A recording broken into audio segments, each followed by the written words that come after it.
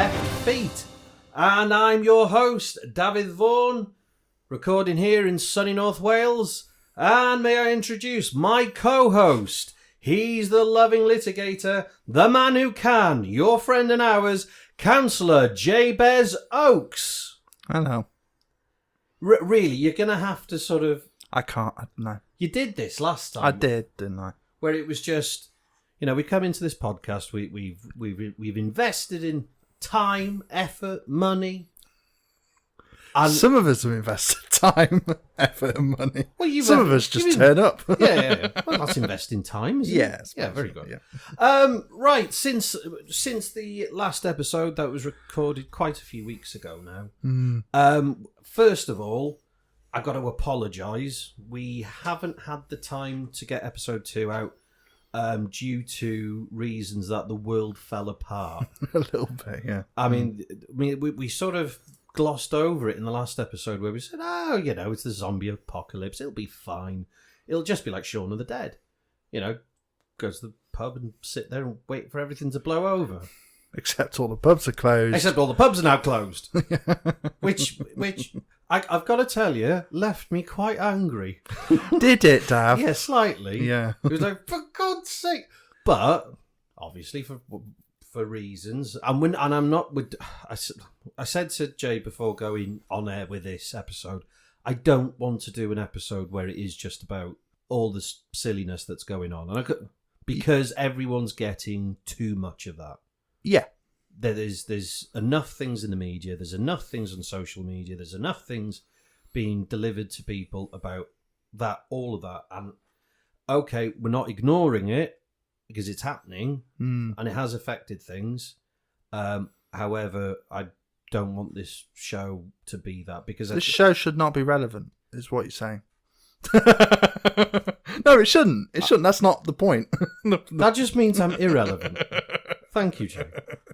So it's just an apology to people who are listening, especially because it's the beginning of our podcast, and to instantly get stumbled like that that's a poor show, to be honest. Especially because the amount of podcasts which have now started, there's quite a few of them, which have. Oh, great! Just advertise someone else's podcast. I'm not. I didn't say any, but there's loads of them you should listen to. Yeah, I mean, but this is the thing. This is what I was going on to. It was. We are going to endeavour here at the 2 Left Feet, which I think it's a nice title, though. Yeah. I think we stumbled on a good title in the last show.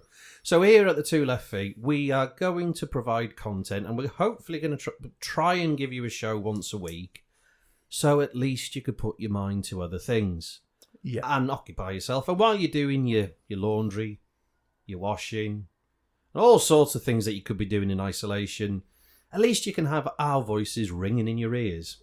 I mean, it's a nice, charming thought. Do you know what? I have noticed this sort of 2 weeks now since all the lockdown and isolation started and everything. I've always said, you know, the reason why my flat is, you know, messy most of the time is because I never have the time to be able to clean it up because I'm busy and I'm working and things like that. This last 2 weeks, I've realised that's not the case. It has nothing to do with me being busy. You do have to make a concerted effort, don't you, to not build like a nest of horror. You have to keep cleanly. That's a good name of a band, that. The Nest of Horror. The Nest of Horror. Ladies and gentlemen, please give a round of applause to The Nest of Horror. We should call our podcast that, Nest of Horror. No, it's already named. Okay. I've done a logo and everything. I know you do. I like the logo. Do you like the logo? I do. Do you know what? iTunes don't. Do they not? No, Why? they don't like the logo because it's not got the right DPI on it. Do you know what? What's DPI? Dots per inch. Oh. It's they rejected the first episode to go up on iTunes because the logo that I'd created didn't fall in their specific sort of requirements, and I don't have the programs to do it properly, to have such a rich sort of, I don't know, quality, I guess, of the logo. I tried again. I've put it up for this episode that's going out, and it might get rejected again, in which case, if there's any listeners out there who are really good with graphics and very high quality graphics, just get in touch with us. Help, because I don't know how to do it. I'm using Microsoft Paint to try and do it, and I found out it's not that good for high quality images. Nope. Even though it did a good logo. It did. Yeah. I mean, it did its job there between, me fudging it on Microsoft Word and then putting it to Paint, and then, it hasn't worked. Has it? No, not really. But things are progressing because now, Jay, I mean, this is breaking news. Okay. Breaking news now. Yeah. Because this the Two Left Feet network is becoming operational slowly and partly, and obviously not iTunes because, for some reason they don't like dodgy pictures. Not dodgy pictures, but we actually have an email address. Oh, yes, which our listeners can contact us on. And especially when we're asking for things like help us with logos, or if anyone actually has any comments or wish to contribute or have any stories for us, they can actually send things to us via the interweb. And if anyone does want to contact us, you can contact us on email address is labourpod, so labourpod, all one word, @gmail.com, or you could turn to Twitter, and that's @labourpod, or Facebook too, and that's @labourpod, and that will take you to the Facebook page. Or if you just want to go direct to our podcast providers, if you go to Podbean, search for Podbean, go on their website, and then search for Two Left Feet, and you can hear our podcast there. Slowly but surely, as time goes on, we are going to put them on more platforms, so more people will be able to listen different ways. Hopefully the iTunes thing will sort itself out. It was nice the other day. I accidentally came across the Facebook page, which I didn't know existed yet. Yeah, I was just wandering across. I was like, oh. You didn't accidentally come across it. I invited you to. No, I didn't check my notifications. I did genuinely just wander across it. Oh, and they just found it? Yeah. Oh, that's good to know. Yeah. I mean, if you're just randomly sort of picking up on it, hopefully others will too. Before you know it, we might have more than 12 listeners. Yes, that would be really good. Yeah. Actually, for a first episode, given that it's, 2 weeks ago, first episode didn't do too bad. No.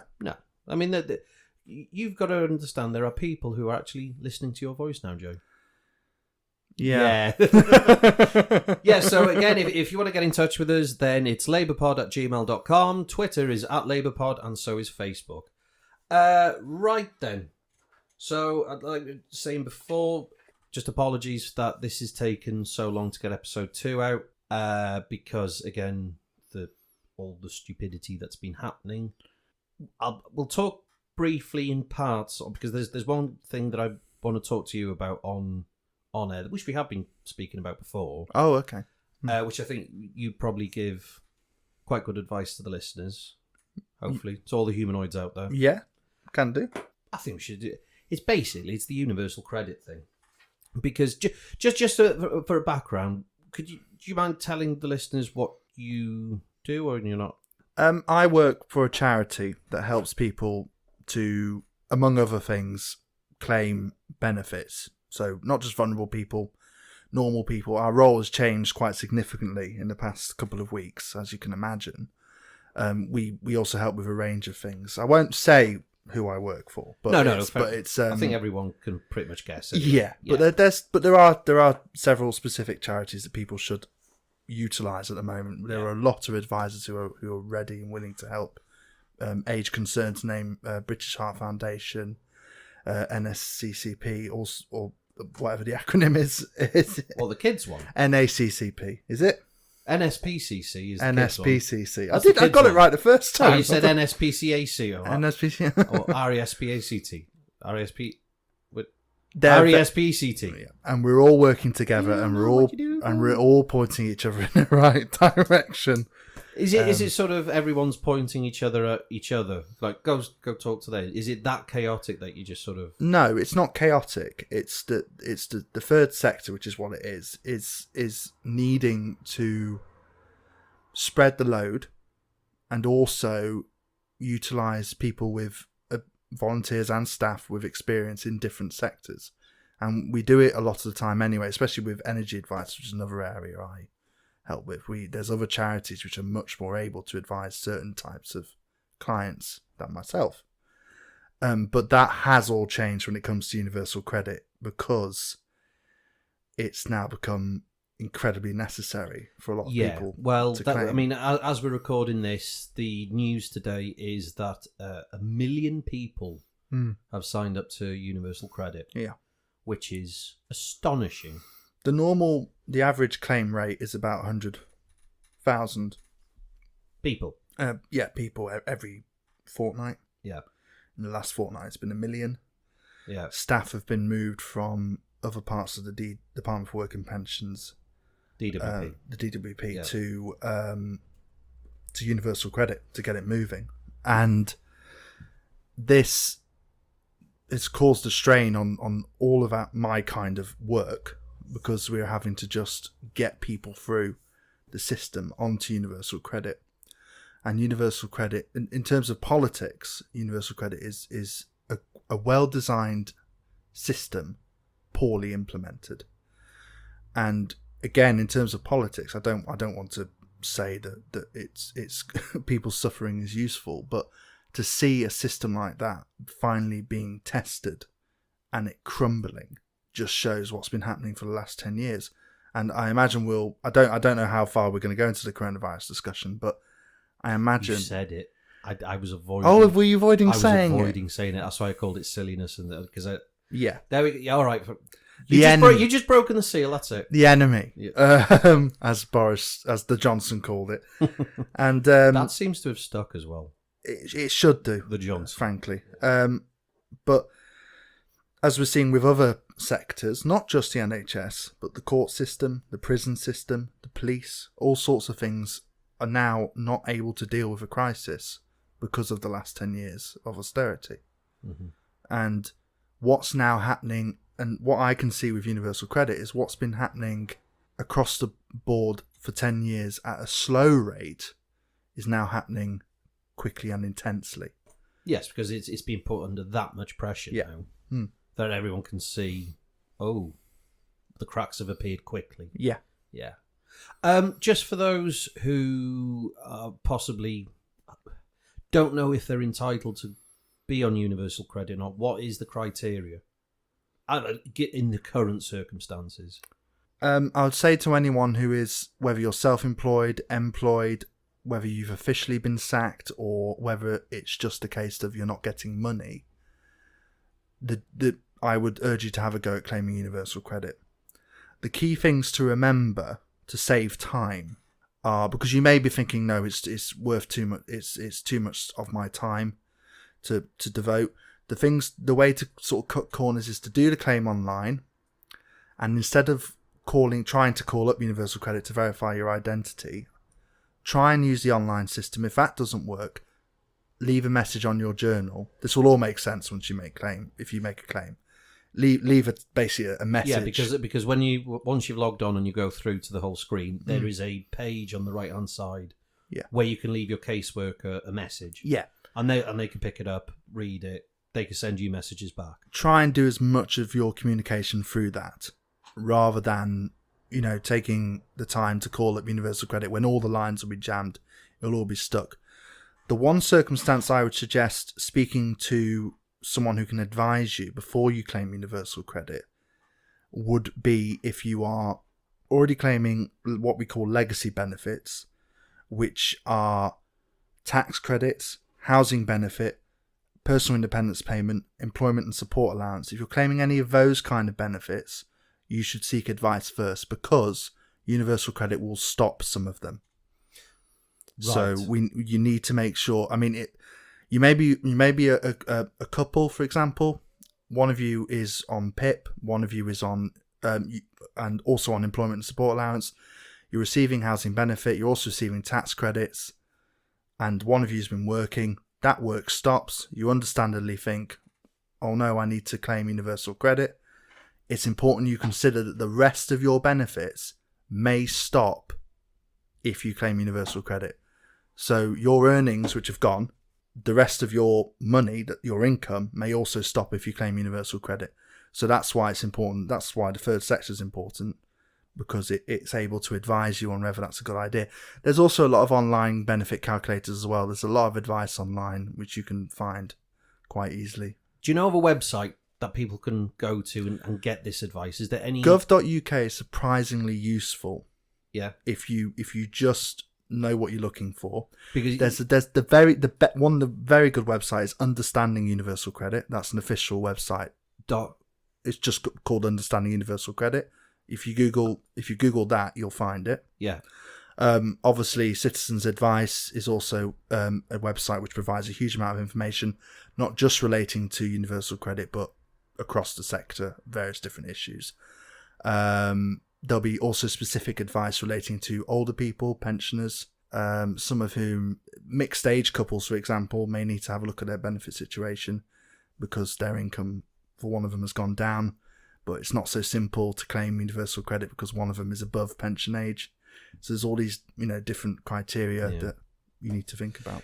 Right. That was, for anyone listening, I know that's quite heavy going for some people, and if that doesn't affect you, I suspect you just zoned out for the last 5 minutes.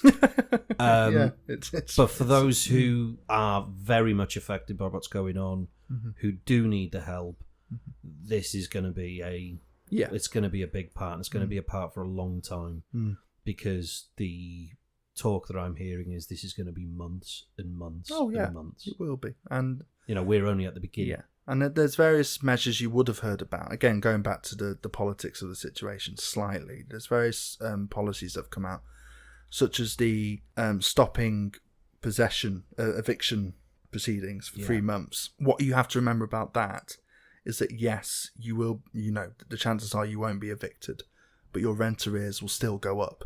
Yeah, you still owe it. And the one benefit that helps with that is universal credit. Yeah. That is something you can claim for housing costs.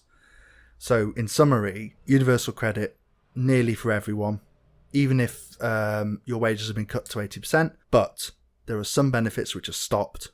You must seek advice if you are already claiming benefits. Okay, well, that's there it. we go. Yeah. Brilliant advice there, Jay. Thank you very much. It's all right. I mean, obviously there's all sorts of other things and packages on the go, and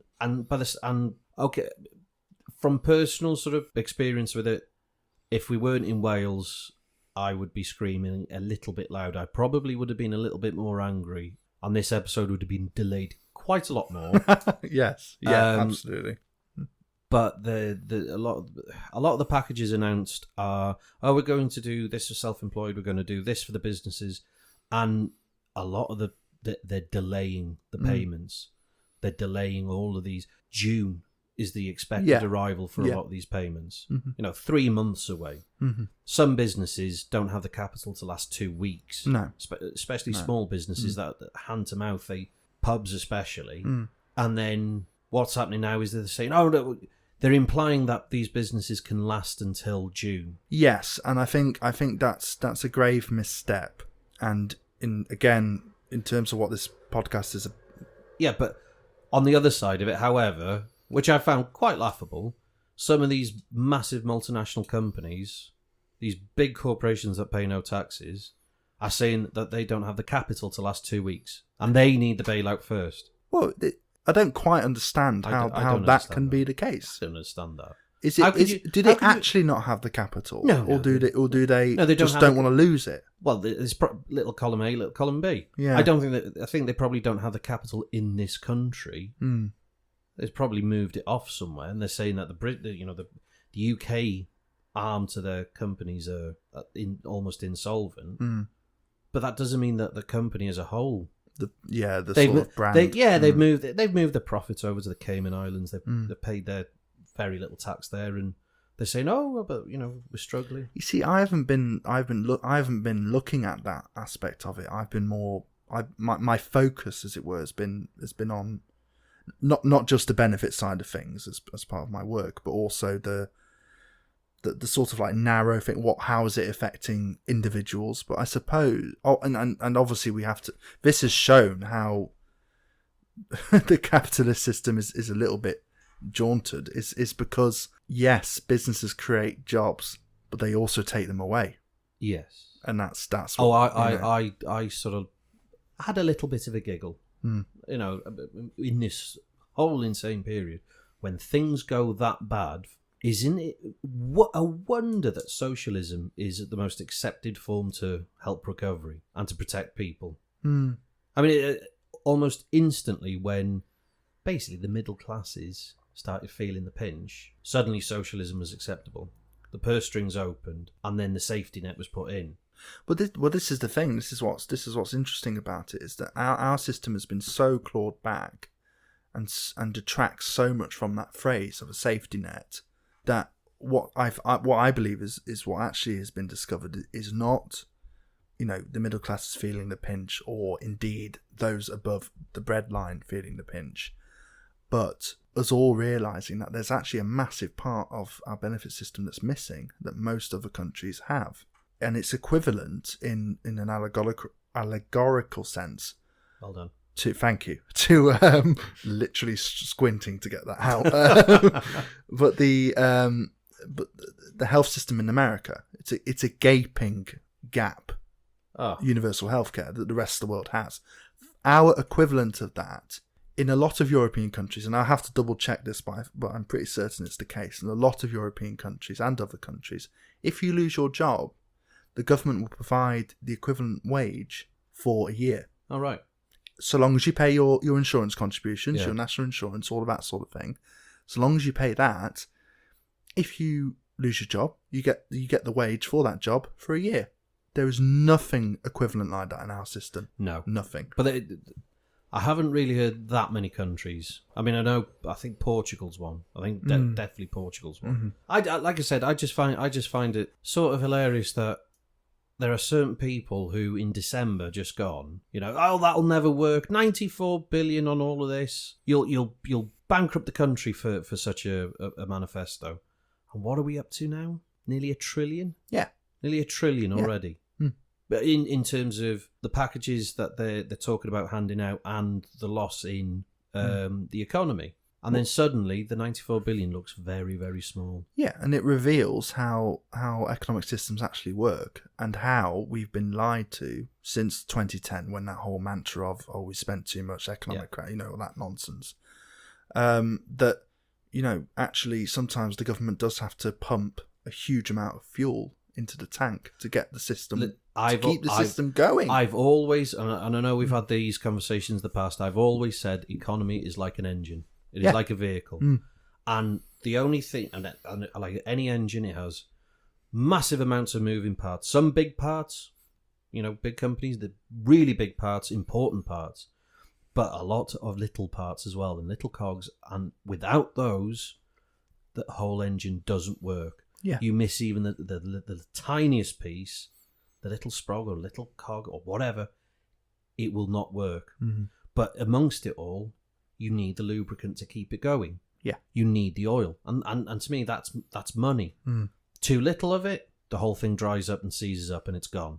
Too much of it, the whole thing explodes. Mm-hmm. And then you get hyperinflation, and then suddenly the economy's ruined. Well, it's and that's there's various economic theories that will be discussed, I imagine, over the next year or so, possibly the next decade, to explain. Do you think there's going to be an economy in 2 years' time? Do you think, because go on to any of the financial stuff now, apart from a couple of gains here and there where traders are bouncing stocks up and down, generally the whole thing is going down. The whole global economy is going down. Yeah. And there is a concern from a lot of people, that this could be the end to capitalism. I think there will be an economy in 2 years' time. What kind? Do you think, because there is a sort of unknown leap into the dark here, that if this is going to fail, because I mean, it's a genuine concern a few people have, is all of this money's being promised to keep the economy going, to keep people going, but they are now going through a series of quantitative easing measures. Yeah. Which is printing money based on nothing. Yeah. Which is hugely dangerous. It is hugely dangerous, and it goes against the grain of current economic theory, but so does the methods so does everything our government has been doing for the past 10 years to actively destroy. Yeah, because the engine parts. They've taken the lubricant out. Yeah. They've just kept on taking it out, relying on wealth building over spending, over people spending money. Yeah. Taking that was FDR's solution to get out of a depression in the 1930s. And he said it then, spend your way out of a depression. The government has to take charge and not so much give the money away, but use it to employ people for large infrastructure projects and to push the money into the economy and then tax it back later. This is the thing, and this is the contrariness of the Conservative argument at the moment, that either the government is an economic player or it isn't. And it may be the most powerful economic player or the most powerful legal player in an economic world, but at the end of the day, we rely on the government for so much economic activity. It's not just about printing money and putting money in. It's about setting and allowing for what businesses can do, regulation. It's about providing schemes, as they have done in Wales through the Development Bank. It's about things which aren't done during a crisis, such as providing tender for big infrastructure projects, such as HS2. That's the government being an economic player. Yeah. And there's various moments where it pretends it isn't doing that, and that it's trying to stay out of the economy, and it's just not true. It's demonstrably not true, and it's moments like this where we can see that.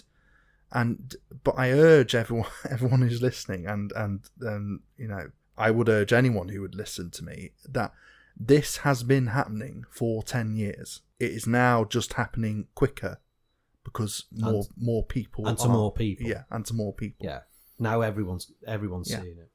But right. Well, I mean, it's a cheery subject that we've started on, and unfortunately, that's what's happening in the world right now. So we have to cover it. But if anyone's got any views, or opinions, or anything to add to the conversation for the next episode, contact us on labourpod@gmail.com, Twitter and Facebook @labourpod.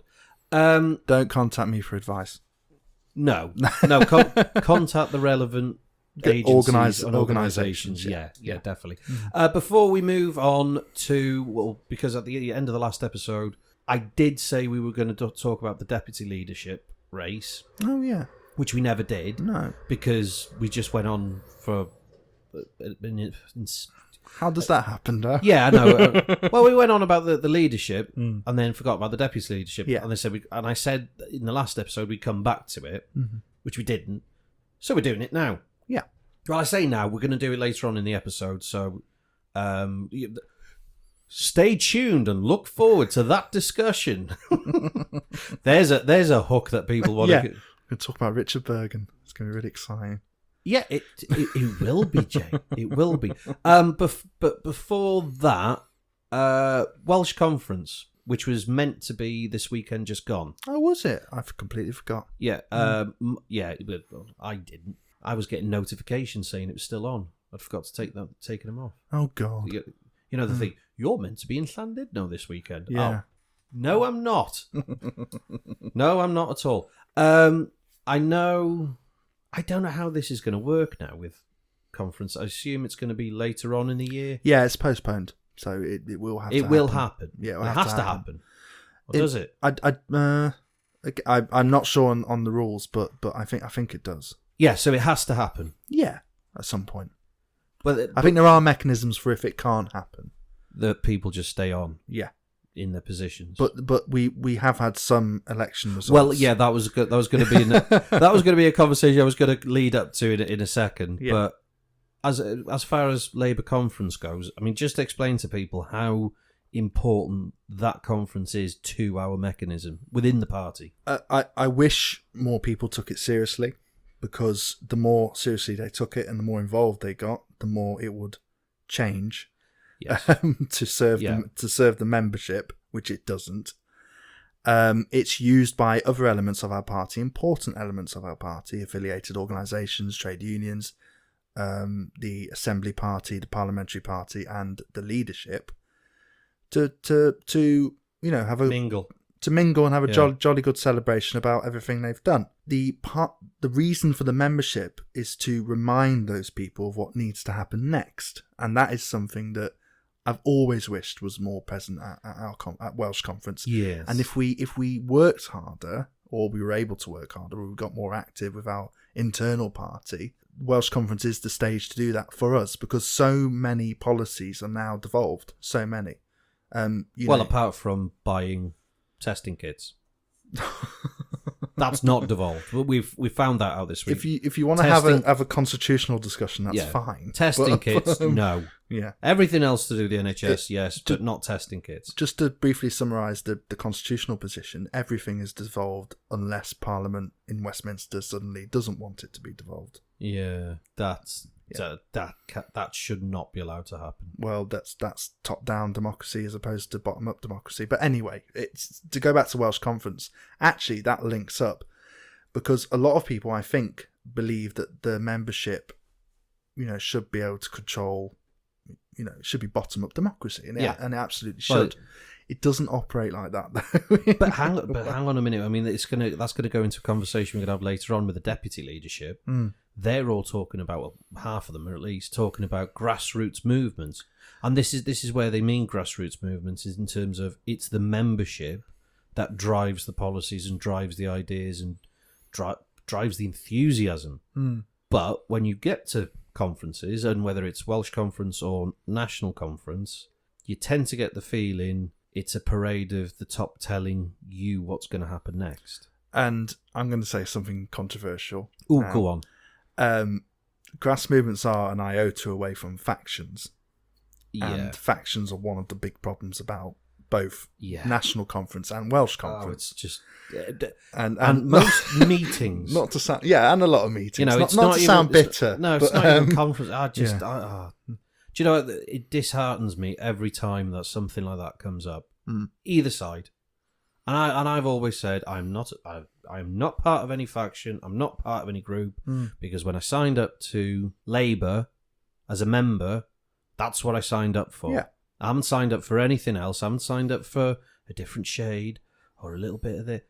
Okay, I understand. And as we've spoken about in this podcast last time and this time, I'm sure in the future, we all have differing opinions.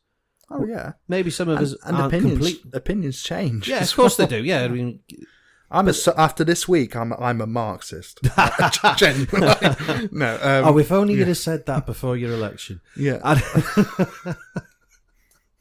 Or not election. We'll come to that in a minute. But the I despise it, and I despise it for the reason that every person who tries to get elected for a position within the party says, I'm going to bring everyone together.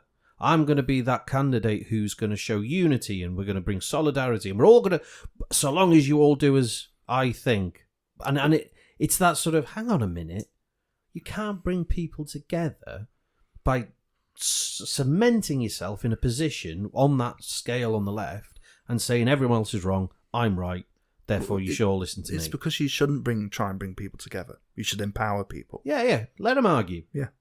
Debate is a good thing. I mean, what's that stupid thing I came up with? Disagreement doesn't mean lack of progress. I agree with that. Yeah, and it's basically no, I disagree with that. And very droll. And that's a principle that seems to have worked for me in any meeting I've been running. It's you get somewhere if you disagree. I find and that's what's wrong with conference. Sorry, just to finish that point. Yeah. That's what's wrong with conference. Welsh Conference. There's a lot of agreement. And that would be fine. Agreement's okay, but they shame disagreement. Yeah, they don't like it. When I've been in that conference hall and someone comes up and a point of order and someone comes down or if there's a challenge to any motion or anything that's going through, you can hear people tutting and go, hang on a minute, listen to the opinion. Listen to it. And it's not, I don't think this is just true of any conferences. I think it's true of ordinary meetings. Yeah, a lot of the time. No, maybe not at branch level, but certainly CLP level, where I've seen people stand up and try and give an opinion on whatever the subject is. And I look around the room and I see people's eyes rolling. Oh, this person again. Well, hang on just 1 minute. Let them speak. If you disagree with them afterwards, come back with your point of why you disagree. Well, often it's because they're not able to articulate the point, articulate their disagreement. They just disagree with it, but outright. This is what I mean by empowerment. If you give people and you say to people, disagree, even if you just say I disagree with that, that's all right. Yeah. Oh no, I find it when I'm in a room with people who are all just agreeing over the same issues, and I go, hang on a minute, we're not actually discussing the subject. Well, what's the point? What's the point of even discussing the subject? Yeah. So then I do it from occasions. I think some people have realised that in certain meetings that I go to. I'll throw in a, little nudge the other way. That might... I would annoy the chair and secretary. Yes, you do that. Yeah, I do that, yeah. But not necessarily because I agree with the opinion or what I'm saying, just to invoke something, some type of debate, just to go over it. Have we thought of everything on this? Have we made sure that before we put this motion to conference, or if we're talking about it at conference, or whatever we're doing, have we gone through every specific point? Yeah. And sometimes I've said things, and I think you've said a couple of times, oh Christ, you were very passionate about certain things. And my thing is, because everyone else was just talking about the same thing, and they end up in what do you call them, an echo chamber, where everyone's just talking and agreeing with each other, but not actually forming any proper conclusion. I tell you what, our nomination meeting for the leadership, just to sort of tie it into everything else, it was a very good meeting. Not because it took a while to get off the ground. A lot of people were very nervous to say things. Yes, but once they got going, didn't we have some great speakers, bloody good speeches? I mean for the people who are listening don't know which CLP, we're in Clwyd West CLP. Yeah, which I think we could we can say that because we are. Well, you can find out. Probably. Yeah, you can find out. Yeah. I mean, to hell with you. You can find out anyway.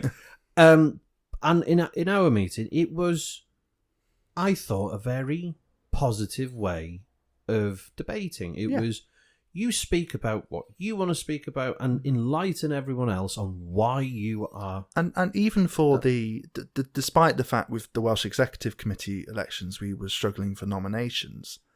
With the National Executive Committee, the members who had been able to and had the time to read the statements I've been able to find and send out. Yes, that's because something else we need to discuss. Because you're secretary of the CLP. Yes. Yeah.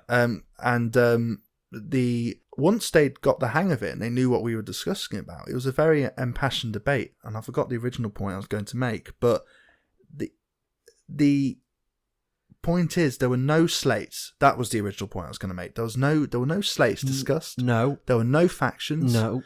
People just discussed the guys they believed in. And I imagine there were people in the room who knew exactly what they were doing. They knew which slates they'll put, whatever. And that's fine.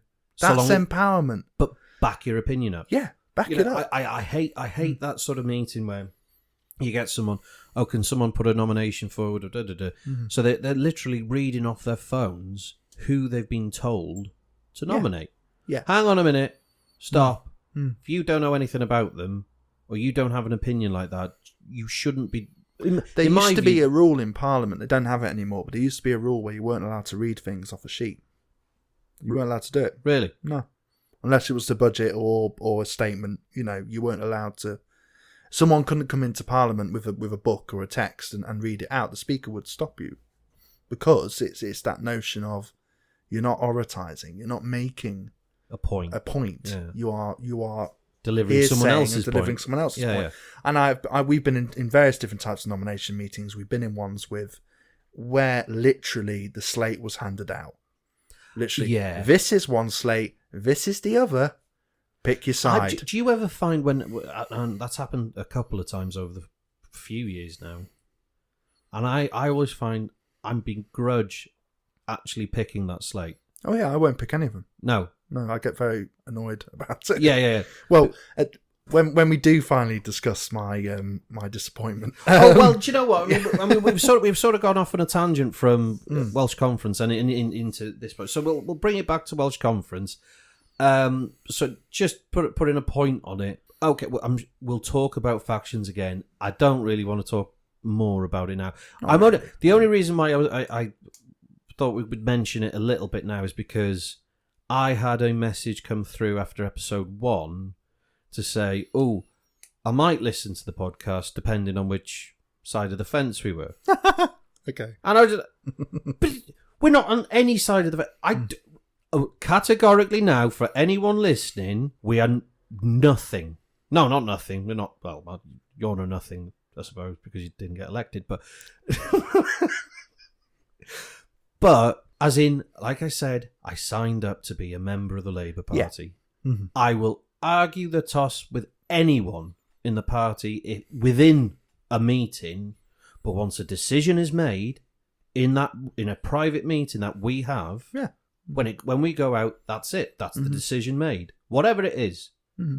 Because I had a chance to speak up, and if I didn't like it, I had a chance to speak up. Mm-hmm. I had a chance to try and convince people of otherwise, or enlighten people. It didn't work because the opinion was of the contrary. Yeah, accept that. Mm-hmm. And I think this is true of both sides, and has been very true of both sides, because on whichever side of the fence you're at, neither side can accept that when a decision's been made. Mm. Neither side can accept that the other side hurts when things go wrong, and almost embellishes the fact that we told you. Yeah, they want either way. They want their narrative to be confirmed. Yeah, and that's happened both ways. And we'll go on to deputy leadership. There's one candidate in particular whose statement does exactly that. Oh, okay. But we'll talk about that later. Anyway, back to Welsh Conference. So there was I think there was a little election for the positions in the WEC, the Welsh Executive Committee. Yeah. I think there wasn't there? Yeah, and I stood for one of the positions. You did. And I nominated you. You did, in a meeting. Because you waved at me and asked. Yeah, because I didn't want there to only be one nomination from our constituency. And also I wanted to push the idea of having local campaign forums set up again. Yeah, I thought your statement was quite interesting. Why? Because it was the only one that said actually what you were going to do. Yeah. All the other statements, as good as they were, and I take nothing away from the other candidates. I know at least two of, know at least two of them, but their statements were very much in the same line as each other. So it's a tricky one, isn't it? Because they were incumbents, and they carried incumbents. Incumbents, sorry, yeah. I don't know why I said incumbents. Incubating. It's because I've got that bloody silliness stuck in my head. Incubating. Incubants. They were. Say it again. No, you got to say incubants. And it sounds like they were current holders of the office. Dirty bread rolls. They were current holders of the office, and two of them were. Yeah. And the incumbents. Thank you. And it's difficult, I imagine, to make a statement of, well, we'll just keep calm and carry on, won't we? Especially when they know certain people are going to vote for them anyway, whatever. Yeah, we're going back to the slates thing. Yeah, aren't we? Yeah. Mm-hmm. Because supposedly you were you were seen as Well, this was my biggest problem. This is my biggest problem with factionalism, and I don't want to criticise any faction in particular. They all have their good points. They all have their bad points. Yes. But one thing that many of them do, they box people in. Yeah. And you're one of these people. And I've got two disappointments about selection. I'm glad I didn't win because you can't say that because it would have been ridiculous because I didn't. Anyway, well, you did nothing for it. No, I didn't try at all. And I mean, though you did nothing for it, this is why I'm saying your statement was interesting because it was the only statement that I read that I went, oh, he's actually put down the reason why he stood up, and what he wants to do or improve or alter, which was the LCF, which is the local campaign forums, which is the forums and groups that will meet to decide if a proposed county council selection is... Yeah, it's to select candidates and to run elections. Yeah. On the county level. On the county level, so Denbighshire, Conwy, whatever. Mm-hmm. Whichever county you're a part of. Yeah. And and there's major problems with them because they don't, half of them don't work and half of them don't exist. In the near 5 years I've been in the party, I've never seen an LCF meeting. No. It's never happened. No. I've been to one I've been to a committee to seek selection. Yeah, but that's the only one, and I didn't get it. No. But because you were on the other side of the fence then. or whatever. And because at that time you were seen as a left winger. Yeah. A hard left winger. Yeah. Anyway, and because I'm not going to mention I stopped myself from. I'm not going to mention the factions' names because I don't think that's appropriate. No, and we shouldn't mention candidates really either. No. But the problem of that, I had two problems with the election. The first one was the low turnout. There was an incredibly low turnout. What, for the WEC? Yeah, considering I didn't know what I heard the percentages, but I didn't know what it was 27% for our particular division, I think. Turnout. Yeah. So based on how do people who are a part of for an internal election? Yeah. So politics is quite important to the people who are members. Yeah. Got to be, because that you signed up to become a member of a political party. Mm-hmm. So you understand the importance of what the vote means. Yeah. So why 27%? I'll tell you why. Because when you get an email saying vote in your WEC election, which is what the email said basically. Yeah.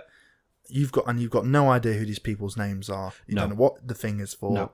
You're not going to vote in it. Why would you?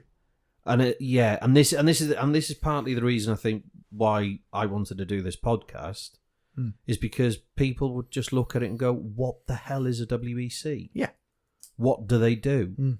Because it's not explained. There's no handbook. And God, we've tried over the years to do some sort of welcome pack or something like that, but that's never materialised in the end because of one reason or another. But this is partly the reason why I wanted to do this podcast is. These things are important. Yeah. It decides the future of our party and the direction we want to go in. Yeah. Not to say that the people who got elected aren't going in a direction that people aren't happy with. Well, no. I mean, you get 2 votes. Every member gets 2 votes if you vote. And the person I voted for, other than myself, I was very, very glad that they won. Yeah. And it's not. It's. Elections should be celebrated either way, whatever the results are. And that's my first disappointment was the low turnout. My second disappointment, again, isn't to do with the result. It's to do with how things are conducted. And because the thing is it's written in a special language almost, and we don't understand what's going on, that means it can be hijacked by those who do know what's going on. Yes. And they disseminate to the rest of us about who they should vote for, what they should do, and all of this, and then it's not really a proper it's thing. You're being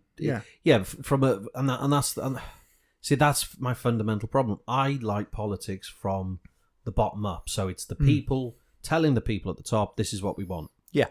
As soon as you start getting something like that happening within our own mechanism, it becomes top down. Yeah. It's one singular or a small group of people telling a large group of people what to do. Mm-hmm. That's not what it should be. It should be a small group of people informing a large group of people and saying, well, that's what we think, but... Or managing things, running things, like doing the dog's body stuff. It's we shouldn't have 200 member meetings where we discuss the nuances of door knocking. No. That's not necessary. But to switch it over slightly... We shouldn't be having small groups of people deciding who candidates are going to be for local elections and how and which seats we're going to fight for in these elections. See, that annoyed the hell out of me on the last council elections. Yeah. So when were the last council elections around here? It was you always do this, and I forget. I don't 2017 it was. What year are we in now? I don't even know. Hang on, the year that never will be. Yeah. Well, at least half of it. Mm. But no, it was 2017, and this is partly why I got a little bit more involved than just being a member, is because I was outraged at the fact that we fielded no candidates at all. Well, this links back to my within a nearly 15-mile radius, and this links back to my one experience of a selection apart from the ones I've run local selection. I was the only applicant from this area. If I was selected, I would have been the candidate in Riffin. We would have had a good stab at, would have had a good go at winning it. There were no candidates for Labour in our town. So because of the dysfunction. Yeah, because not because I wasn't chosen, but because there were a small group of people making a decision. Yeah. And I don't mind being rejected, as I have just been. I don't mind being rejected by a large membership. I mean, but I don't think you were rejected. No, I think what did you get? 16%. Yeah. I think if you'd have actually done something very, because I was I was a little bit critical of you, in that I did want you to do a bit more of a campaign. Oh, of course. In terms of getting your message to people and saying, this is what I want to do. Yeah, and it would have been better for the greater good. And I know I'm about to complain about being boxed in, but I know one of the reasons I was boxed in is because I was silent and I let that void be filled. Yes. There was nothing there, so they just made their assumptions on you. Yeah. Yeah, which is rubbish, really. What happens, but that's the way. Because, like you said, after this week, you're a complete left Marxist now. Yeah, utterly. Well, no, it's complicated, but then that's what we said on the last episode. It doesn't matter if you. I guarantee you, even the person who says, "Oh, yes, they're absolute left," and you start questioning them on a different variety of subjects, they'll be slightly right on some. Oh yeah, they'll be a bit. They'll be more to the centre on others. No one is an absolute. No one is an absolute. Everyone is a healthy variety of different opinions on subjects. Well, this is the problem. We thrive and we enjoy having different opinions, but also being part of the same group. Yeah, and that's the problem. Is we're all pretending that we have these groups and factions and views and opinions, and therefore the other group and factions and views are different and abhorrent and awful. Yeah. When actually that's not true. No. And do you mean? It's like that. It's that attitude, and I love doing that with people where they say, "Oh yeah, no, I was about to pick a very controversial example." Don't know what's not going to that one. I can see it in your face. You go with that. I believe in raising raising taxes and spending cuts, and I say, do you mean that you don't want to give money to poor people? No, and it's just like some whatever it is, and it's just like, no, I don't. Statement. It's a nuanced view about Anyway, right. Anyway, before we finish the subject, obviously I should thank everyone who did actually vote for me. Yeah, and not just vote for me, but also voted for my very specific aims. Yeah, and this is where I'm saying that I'm a bit critical about you not pushing it a bit further. Well, there was a greater good argument, wasn't there? You had 16% of a vote based on a statement that people went, oh, actually, he's got a plan there. He's got and you briefly explained why. Yeah. If you'd have got the message out a little bit more of exactly why, so people could understand, I reckon you could have done quite well. Yeah. And also, I should congratulate those who won the election, Donna Hutton and Andy Dunbobbin. They are esteemed members now of our National Executive Committee, and they've won with quite good margins, and they'll carry on doing the good work for our members. I have spoken to. I know Andy more than Donna. I've spoken to a couple of times. Yeah, I think Andy's quite good, to be fair. Oh, he's he does have a good drive for it, and he's our candidate for police commissioner as well. That was the other thing, because, of course, at the same time as all this happened, Andy Dunbobbin was selected as our candidate for the North Wales Police and Crime Commissioner. Yeah, that sounds. I don't like that title. PCC. Yes, PCC. Police and Crime Commissioner. Yeah. So he commissions policing and he commissions crime. It's not that It's not that. Well, it sounds like it's it. not that etymology. No, because police and crime commissioner it implies that he commissions the police and he commissions the criminals. It's like someone playing chess against themselves. The title is stupid. That's all I'm saying. And Okay, I'm not going into anything other than the title is stupid. It sounds like. Do you know what it sounds? It sounds like me as a child playing drafts against myself and losing and winning. And you did, yeah, okay. You know, I'm going to commission the police and I'm going to commission the crime. I think it's more of he is the commissioner of the Commission of Police and Crime, which is a subject, which is a body about police and crime. It's a title used because other people have used the title, isn't it? It's because we had, there's the Metropolitan Police Commissioner, for example. Yeah, but it's then derived from that. Yeah, but then that's a commissioner of the Metropolitan Police. That's not a commissioner of crime. This is one of those discussions which should not be happening on this podcast. It's contrived guesswork. That's what we're doing. It's just stupid language. No, there is an answer to this question, we're just guessing. No, we don't know the answer. Police and crime commissioner. Yeah, policing of crime commissioner. Or the should be the policing of crime commissioner, or just or just a police commissioner. Yes. Yeah. Yeah, the regional police commissioner. Yeah. Why have they put... Or just not have an office because it's ridiculous. We shouldn't be trying to democratise the police force. Because we want to become American. That's why. Hey? Because they have American... Have you not seen Commissioner Gordon? Give them more guns then. Oh, God. And not train them properly. Oh, God. Oh, do you know what? Give them tanks. That was the one thing about going to certain countries that use guns for their policing. It's quite frightening. Mm-hmm. First thing I did when I landed in you've told me New York. Yeah. No, not the Switzerland trip. One. Okay. No, that's a different one. Yeah. No, it was New York. So I did. Christ, it was a decade ago now, and I did a drive, New York down through the States. Road trip. Yeah, proper road trip. Saw a few friends while I was there. Blah blah blah. But one of the first things that I noticed, just the police with their guns. Yeah. Quite visible. And I go, oh my God, he could shoot us at any moment if you get one quite unhinged officer. Yeah. I don't like that. I mean, give him a taser gun. I mean, that'll be a laugh. I mean, what's the worst that could happen if they hit you with that? You get a heart attack and you die. All right, okay, maybe that. But that has happened. I mean, it's we rely on police, but we're treading dangerously close back to the lockdown issue, aren't we? No, right. Yeah. No, it was the Police Crime Commission, but, it is the lockdown issue because that election has now been postponed until next year. 2021, yeah. And the London mayoral election as well, which I found quite funny because I was down there in London, the place I love so much. Listen, if you listen to episode 1, I don't mind place. I really don't. Please don't hate me. But it was down there, and I was walking down. We were in the West End. I don't know. What would you call it? West End, Kensington area. Basically, I was going to a football match. I was going to Chelsea away. Everton fan.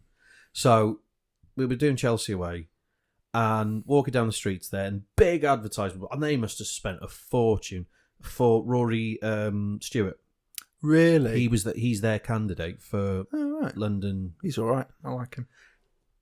I hate myself saying it, but he used to be a diplomat. I can tell he was a diplomat in Afghanistan. During really when we were bombing it. Yeah. Oh, that's the hell of a job, and having to fight in it. And, yeah. Because there's the one thing that if he'd have won their leadership election, they would be solid in power for many, many, many years to come. They're going to be solidly in power for many... Well, we don't know now, do we? But we'll see. Yeah, but then that's because...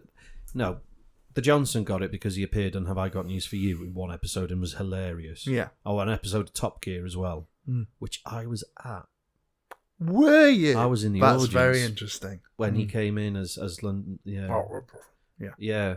I was in, not within 6 feet of him. No one wants to be within 6 feet of him at the moment. But yeah, I was. Don't. What's that? What? Why? No! That is based on fact. That is based on fact. Don't click your pen as though that's something. Anyway, but then that's what I say. The police crime commissioner, the London mayor was already. They must have spent millions on that advertising campaign already, and that's all gone to waste.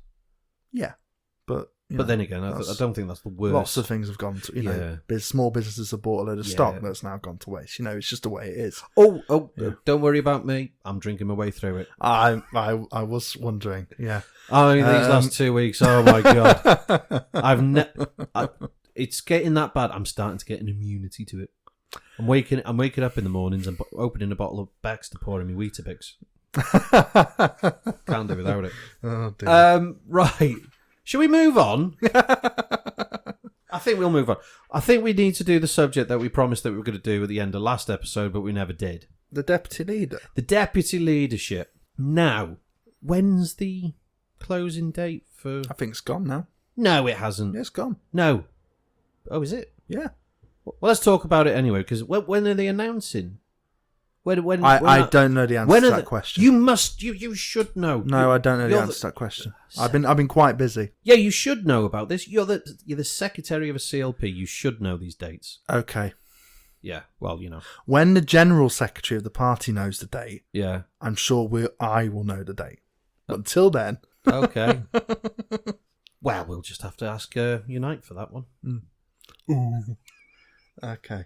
I might have to mark that. You'll mark that one, but not saying the Prime Minister is... The Prime Minister is contagious. He is. He's got the coronavirus. Just leave the topic. Why? Hey? Tell me why. Because it's just not... There's Do you not no like point. Mondays? Hey? Do you not like Mondays? I don't know. I don't care. Tell me why. Is your phone on? Do you leave that on? Work is still messaging me. Okay. That is why I haven't done it. This is not going on. I know is it's not fine. going It's on. okay, Or it's it might go on. I might just leave it in. No, don't leave it in. You leaving your phone. Let's start. I was about to say deputy leadership. Given that this is going to help no one, let's go through the candidates anyway, because we said we were going to do it for the last episode. Yeah. And everyone's still bored in the homes doing nothing. Yeah. Apart from, Me. doing you? What? Apart from no one doing no, I'm having to work from home. It's my point. Okay. And there'll be a few people working from I thought you were home. doing like a call out service. No. No. I was just going to say everyone's going home grazing. Yeah. Because I've seen a few people put like messages in the fridge. You're not hungry. You're bored. Get away, fatty. Anyway, my notice is in the fridge. All right, let's go through. We'll go through the candidates and what we think of them, and see where it. I can only remember a few of them. Well, I've made notes. Have you? Okay. I've made notes because I had to go back and read the statements again, and then go through. So the first one is Dr. Rosina Allen Khan. Yes. MP for Tooting. Ooh, which is a brilliant name. Mm-hmm. Love Tooting. And what does she believe in? Well, she's a doctor. Okay. Has she gone back to? She one of the ones who've gone back to the NHS. I think she's gone back. Yeah. Yeah. I think. Well, you should do really. Yeah, you should. Yeah. To be fair. Yeah. No, not saying that she should do, but she has. Yeah. Yeah. No. Yeah. Like good on her. Yeah. Well done. Yeah. So, briefly skimming through her statements, and all of these are just skimming through basic ideas. So she's very much into social care, internationalism. And then an ideas for a grassroots revival, which I didn't quite get that last bit. I mean, social care, okay, obviously because her profession and she's that's her niche in it. That's her passion, which is probably why she got into politics, because she saw it on the other side. Internationalism, I just think that is a too broader. I think it's a technical phrase, isn't it, for a particular view of what the Labour Party should be doing in foreign policy terms. Yes, but I think given recent circumstances, I think it sort of has different connotations. What do you mean? Well, with the whole EU thing. Oh, possibly, yeah. I think that's sort of saying, yeah. Anyway, yeah, because no, I understand that. And I think the word in internationalism is because there is such a not a majority in the Labour Party membership, but there is a significant portion of the Labour Party membership who might have been leavers. Yeah. Ooh. Oh, that's an unpopular thing to say, isn't it? I think you could not to labour the point too you could labour the point too much, but I think especially in the north. No, I think having a broad view of that we should be looking outwards just because we've decided to leave an organisation. Yeah, that doesn't mean we can't be outward looking. Correct. I like that. Yeah, and if that's what it implies, yeah, but we don't know. Then yeah, because she just left it as internationalism and that was it. And I mean, it's only a statement. They only get so many words. And I think what it means is as a sort of political science sort of thing. Internationalism sort of means like having an actively working with other political parties across the world to broaden and push forward the progressive agenda. I think that's what it means. Yeah, all right, fair enough. And then ideas for grassroots revival. I can see the puzzled look on your face. There's two. Didn't we already do that? That's what I thought. And it didn't work, did it? Well, it did. I don't know. I did. Again, Wales is so different to how the rest of it. Yeah, the rest of it. I think. I don't know. Well, maybe in Tooting, it might be slightly different, but yeah, I don't know. But I thought that, to be fair, I mean, in terms of a grassroots membership being encouraged to be a part of the mechanism, I think the last couple of years has been more significant in the party than since 1970s, maybe. I don't know. I think unfortunately the grassroots phrase has been so overused. It's become similar to I want to create unity in the party. I think it did. Oh well, it doesn't necessarily. There's someone else who says that down the list. Yeah. Well, yeah, that phrase we'll pick up on it in a second. But it is that the two issues. It's not issues that I've got with it. It's a very nice statement. It's very well written. It's very positive. But I only wrote this down because I had a little bit of a thing with it. Ideas for grassroots revival, as though it's already dead, which I don't think it is. I think it's been damaged, but not damaged that it's gone. I think it's just been done in the wrong way. We've discussed that anyway, but yeah. And the other thing is ideas for, but then doesn't give them the ideas. Yeah. Well, that's damaging anyway, but. A lot of these I've got it's that sort of person who goes into an interview and goes, I've got really brilliant ideas about how to change this company around. To be fair though, there are word limits. I mean, we for our one at the election I was just in, we had 100-word limit. Yeah. Which is ridiculous. But in everything when we've done, because I've been part of selection committees previously. Yeah. And we know from I've had to cut off people's and that's it, and it gets cut off, and that I can understand, but then it just sort of, okay, maybe, like I said from the last episode, I didn't then go actively out to find out the information about them because I just based all on the statement. What would have been better in that statement, instead of saying the phrase ideas for reviving the grassroots movement, actually put one of the ideas for reviving the grassroots movement. Yeah, to give a flavour. So then people don't, because you're going to, I don't know how many ideas there are for reviving the grassroots movement. I think. Well, I don't know. But then it sort of begs the question: does it need reviving? Yeah, or just need sort of consolidating? Yeah, sure. Why not? Yeah, all right, okay. If that's how she feels, but but that's the point. I'm trying to emphasise the point. Yes, because what does it mean? Yeah, I can say yes. Yes, of course it does. All right, because it doesn't mean anything. No, it doesn't. Yeah. I think that's why I wrote it down. Yeah. Then there was a lot of things about her being a doctor and her perspective on things, which is absolutely, you're going to listen to her, especially when it comes to the NHS. Why wouldn't you? Had a problem with how she finished it. How did she finish it? She talked about a Survation poll that said that she was the most popular. You really don't like it when people do that. No, because I think you mentioned it about Keir Starmer being a assumed leadership. Yeah. Look at how popular I am. Yeah, of course it's going to be me. And whoa, hang on a minute, I haven't been picked yet. I was elected yet. Stop it! Don't. It's the ego thing. I just think that anyone who comes across with a little bit too much of an ego comes across as a bit of a heel. They're sort of they're already under your skin for doing it. Yeah. Don't do it. Just that's it. Just don't do it. You're trying to be. Well, it's one of the few things that can not only stop people voting for you, but turn off people who were going to vote for you. Yeah. Because this thing, there was in a statement she said, Survation poll that came out that I came out on top as the most popular amongst the public and blah blah blah. I think members don't want to hear that. They don't want to hear that you're popular. They want to hear that you're right and that you're willing to fight for your principles. That's it. And if your principles match up with their principles, and you're going to be their advocate, you're going to be out there, fighting for them. That's not what it came across. Anyway, apart from that, the rest of the statement quite good. Fair enough. Yeah, it was quite positive and a good job. Yeah. However, I don't think she'll get it. I don't. Do you know? Did you rank all of your candidates? No, I ranked all of them apart from one. One of them did not get my vote. Oh, hang on a minute. Yes, there was a ranking system in this. I did rank them apart from one.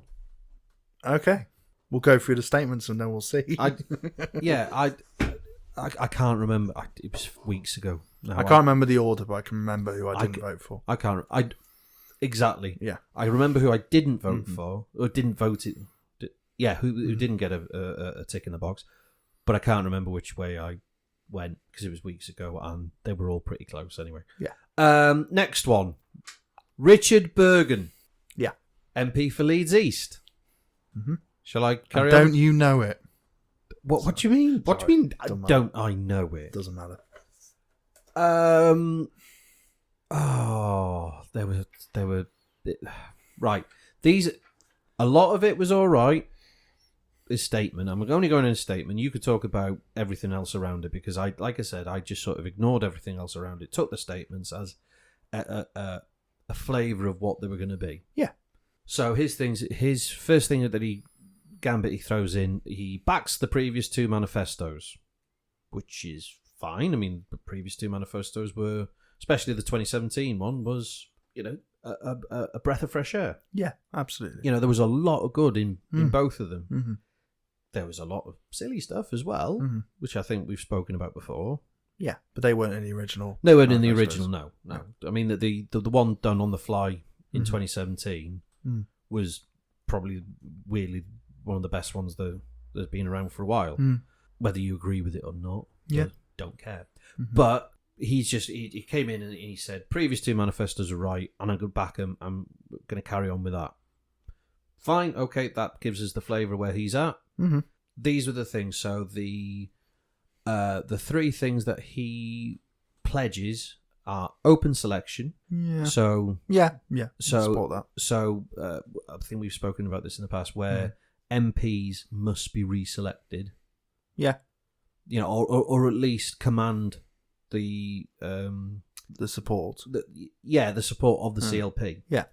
So if they've got the support of the CLP to carry on, then they carry on, and there's no selection. Otherwise, it's open selection. We could have a whole podcast about the nuances. I'm sure we will at some point. Yeah. I'm sure we will. The next thing he supports is Clause 4, and reintroduce Clause 4. I just don't understand that debate at all. I do understand it historically, but I really do not see why we should be wasting our time with that. What, nationalising? No, rewriting Clause 4. Because it was removed in the 90s as part of the... Yeah, it was changed, so the Labour Party didn't, by default, support. This is a very simplified view, and I'm not saying it's necessarily 100% accurate, but it was to move it from the default position of we're going to nationalise or seize the means of production, to use a more Marxian phrase, nearly everything, or as much as possible. Yeah. And it shifted that position. I'm not sure we need to open that debate again. There's a lot of through people what a paragraph says.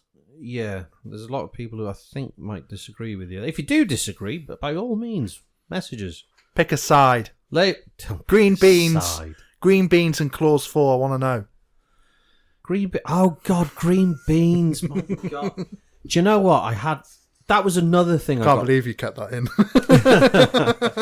I had messages from that last time. Yeah. That you hate green beans. Tin green beans. Tin green beans. I like green beans. Don't like tin green beans. I genuinely got messages of people. Is he serious? Are you serious? People want to know. Are you serious? You don't like tin green beans? I'm about as serious about tin green beans as I am about Clause 4. About Clause 4. Yeah. Okay. Well, that's dubious. I think Clause 4 matters. Yeah. But we can. I it's think, a tricky one. Do you know what? Why don't don't we talk about Clause 4 in a future episode? Yeah, we'll have a proper stab at it. The history of it, where it's come from. Mm-hmm. Why is it important? Why was it an important foundation of the party, and why it was originally, like I said, it was one of the founding principles of the Labour Party back in the day. And to go back to what we're talking about with Bergen, I know that there's an underlying discussion going on in the party about Clause 4 and other more, not purist socialist viewpoints, that'd be the wrong phrase, but more sort of abstract discussions about what we want to be as a party. I'm not sure how useful it is to what we need to do now. Just a blanket, everything is being nationalised. Well, I again, this is where we need to look into it, because I'm not sure that's a fair. Let's leave the nuances of Clause 4, as you put it, for a future episode. Maybe a near future episode, because it is an interesting sort of subject. I do like that sort of stuff. Political history as well. I think we could do. I think we may. Yeah, Or do you reckon that's going to bore the pants off? No, I think wrapping it round a discussion about deputy leaderships it's not giving it the justice. No. We need to probably hash it out. But, all right. We'll leave that one. We'll leave that one. No, but it's good it's being discussed, and whilst I'm hesitant about it being discussed now. Yeah. The deputy leader, one of their roles is to have these discussions while the leader gets on with campaigning and electioneering. Perhaps, I don't know. Internal stuff. That one, and then the other one was a peace pledge. So it was basically going on about Iraq, never doing that again, pledging never to put the country or the party in a position where we end up starting illegal wars. We could start this discussion now, because he is wrong on so many levels, even though I'm against... Don't you agree in peace? Do I agree with... Yes, I do agree with peace. And whatever my ethical views are on the subject, the idea that parliamentarians are any worse at deciding whether we should go to war than the membership of a political party is, frankly, a fairly silly discussion to be having. And explain that. Democratising important decisions that a nation takes is a discussion we should have. Referendums, for example. We as a country do need to decide whether we're going to use referenda in the future on big, important decisions. The look of horror on your face. How have you gone from peace pledge to... Because it's the same principle. It's this idea that decisions are better when more people are involved in making the decision. And that's the context of this peace pledge is the war that was declared, against Iraq. Yeah, because Parliament was asked. And Parliament were lied to. And it's this idea that one man makes a decision, or whatever, to lead people into making a decision. But then is the focus not on the fact that, okay, Parliament did decide to go to war, we found out later that it was on a lie, then surely the person who brought the lie into that chamber should be prosecuted. I don't necessarily feel that's or should be part of this discussion. Cell somewhere. But the view of Richard Bergen is to have the membership. What is the peace pledge policy? The peace pledge policy is to allow the membership a vote. Peace. Sorry, the peace pledge policy. It sounds like one of those. Yeah, the peace pledge policy. Peter Piper picked a peace pledge policy. That's the one. Yeah, and he's run with this idea, and the idea is to allow the membership of a political party to decide whether we go to war or not as a country. And that is, for me as a pacifist, is just as dangerous an idea as letting a group of men and women in a room decide whether a nation goes to war. Okay, I can see it doesn't change the argument much for me. And also, it puts me as a member. I don't want to decide whether a country goes to war or not. I don't want to vote in that. I mean, I wouldn't vote in something like that. And I've often said to you, if I were ever to be a representative, I would have to abstain on the subject of war. Not because certain people's views are so prejudiced against war that I wouldn't be able to make a rational decision. And this is such an odd policy, and it goes so much against not only our constitutional system but also the fabric of our politics that it's not credible. I can see your point, because credible. You basically, it's the reverse. So it's putting the decision into party membership to blanket policy on the fact. Hang on, that would actually just leave us open to attack, surely. Because if the membership say we support a peace pledge, which basically means we don't go to war, that means that... No, that would be very different. If he'd said that, if he said my policy is going to be that if the membership agree that we don't go into aggressive conflicts, then... and that's a decision that's made at conference in normal mechanisms, normal way, then fine. That's not what he proposed. He proposed to have an up or down vote on every conflict that we may or may not go into. Oh, really? Yeah, that's what I've read, and that's what he's been challenged on. That's what he's not been able to defend. Oh, right. It's simply the impracticalities of it. But for us, if we decide as a party to be the party of peace, against aggressive war or just war, then so be it. But that's I'm not sure that's, and this is one of my problems with him as a candidate anyway. You have a problem with him? Yes, but a serious problem. Apart from my just normal, I just don't like him. I think I thought you just didn't just. I thought you were very open to liking everyone. Okay. Okay. Right. All right. We'll move on from that. We'll talk about peace pledges and going to war, and probably we'll do a bit on Iraq at some point. We probably should do. Yeah. I think we'll do it as part of our historical politics section. Just to finish up with Richard Bergen, he also, there was a little sort of I wrote down a little quote. So he's laser focused on winning back power. I don't think he's ever had power. He's an MP. Yeah, but he's not been in a government yet, has he? When did he get his seat? 2010? I don't know. I just found this. I hope he's never been in government. Sorry.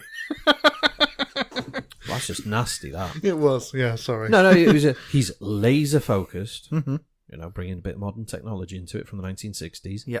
Laser focused on winning back power. I think the whole back thing was. I underlined it on my notes as well, as though, hang on, mate, it's been 10 years.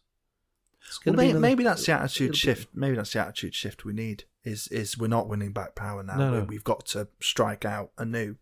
Yeah, and I just found it odd that he put the back power into it, as though it's almost as though they're only keeping the seats warm across on the other side of the floor. Yeah. We'll have it, and then I just think that's the same attitude they have.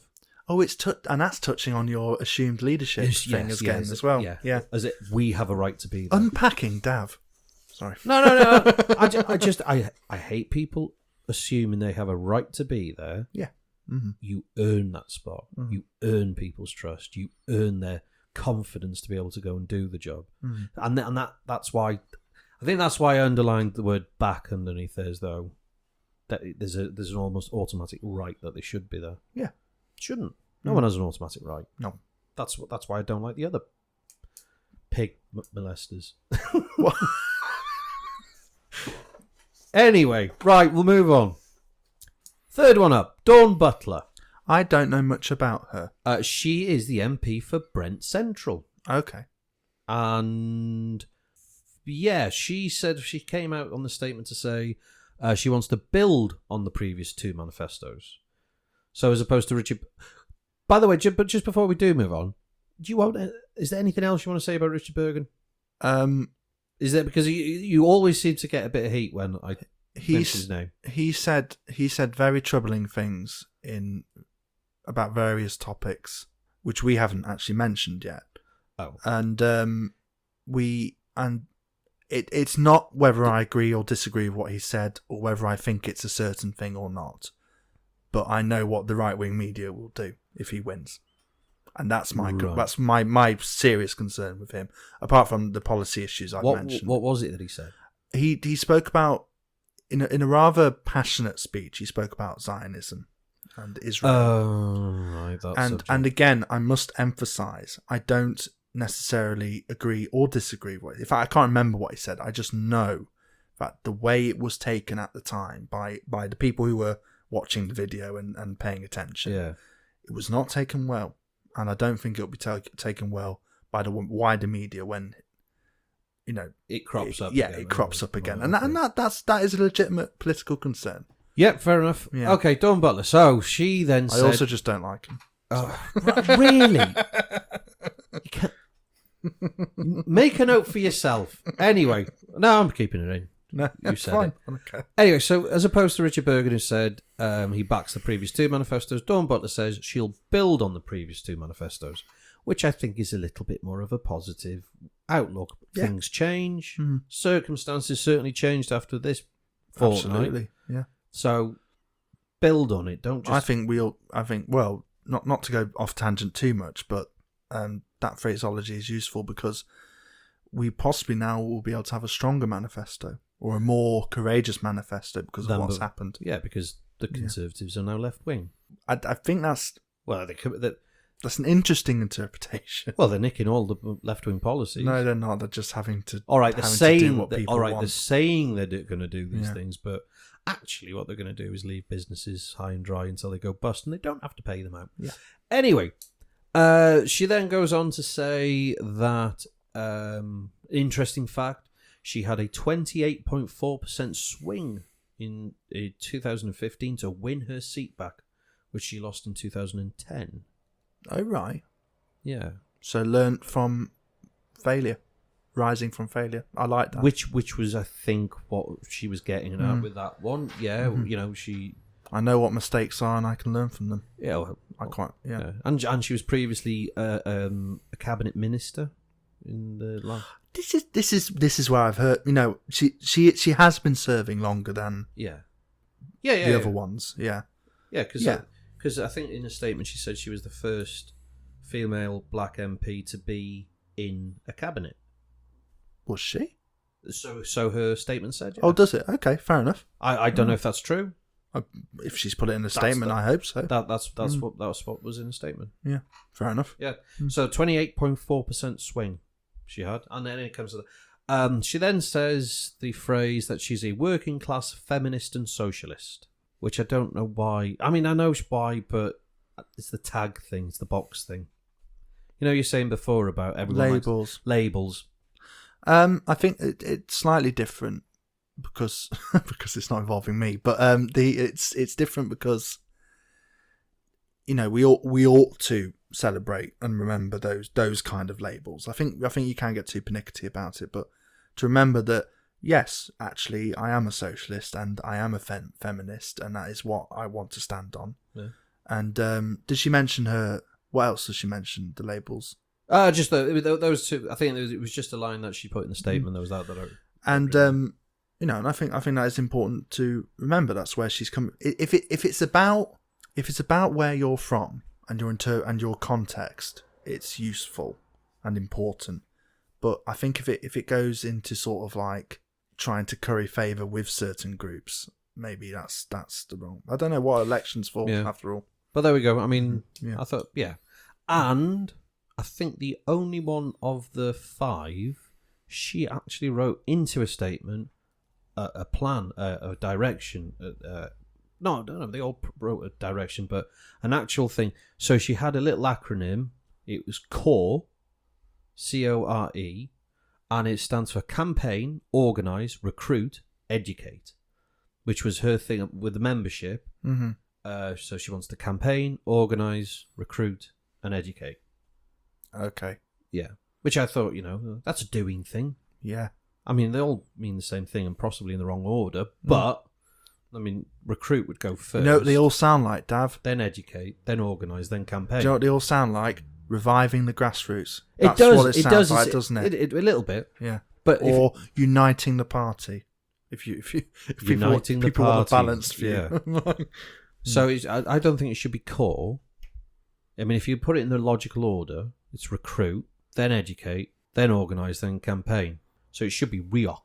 But I don't know a word that... It's not a word. It's not a word, is it? No. It's bollocks. Yeah. Then we'll move on to Ian Murray, who's MP for Edinburgh South. I watched his video and I liked it. Did you? Yeah. Okay.